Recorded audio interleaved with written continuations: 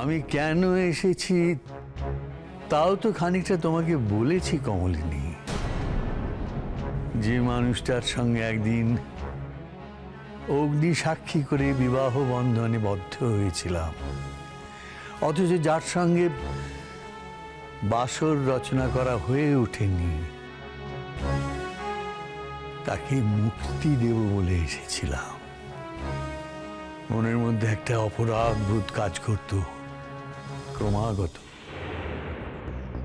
তাই ভেবেছিলাম যে এসে তোমার সঙ্গে কথা বললে হয়তো আমিও সেই অপরাধ বোধ থেকে মুক্তি পাব, তোমারও মুক্তি হবে, তাই এসেছিলাম।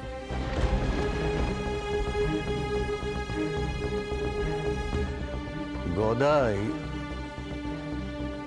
ছোটবেলায় আমার খুব ন্যাওটা ছিল। ছেলেবেলায় ওকে যে যা উপহার এনে দিত ও সব আমার হাতে তুলে দিত। দাদা ছিল ওর কাছে ঈশ্বরের মতো। তাকে কি করে সন্তুষ্ট রাখবে সব সময় সেই চেষ্টাই করত। কিন্তু সেই দাদা তো কোনোদিন ওর ইচ্ছের কোনো দাম দেয়নি, বরং 5 জনের কাছে ওকে ছোটই করে গেছে বরাবর। হঠাৎ হঠাৎ মনের ভেতরটা কেমন জানি হু হু করে উঠত। মনে হতো আমার সেই ছোট্ট ভাইটা কত বড় হয়ে গেছে, স্ত্রী সন্তান নিয়ে এখন সে পুরোদস্ত সংসারী। কিন্তু তার সেই সংসার যাত্রার পাশে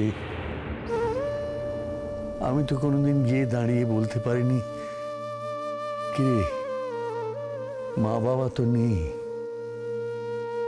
তোর কি খুব একা লাগে? এই তো আমি এসেছি, তোর দাদা, আর কোনো চিন্তা নেই। এই কথা কিন্তু তার পাশে গিয়ে বলতে পারিনি। দাদা, দাদা সারাটা জীবন কত বিপর্যয় এসে পথরোধ করে দাঁড়িয়েছে। মনে হচ্ছে আর পারবো না, আর বোধহয় এই সংসারটাকে বাঁচিয়ে রাখতে পারবো না। কত রাত একা একা তোমার সঙ্গে কথা বলেছি। একবার পাড়ার ছেলেদের সঙ্গে কি একটা